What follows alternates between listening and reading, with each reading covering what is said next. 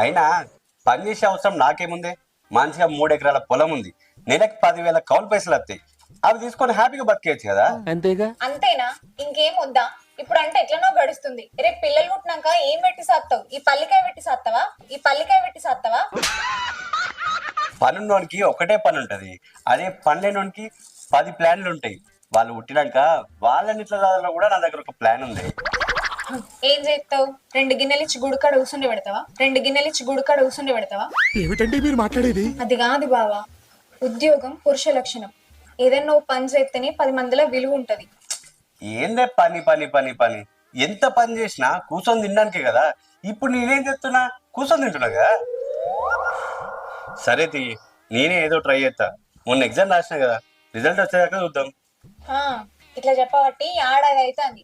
ఆ రిజల్ట్స్ ఎప్పుడు వస్తాయో నేను ఎప్పుడు చూస్తాను. గవర్నమెంట్ జాబ్ అంటే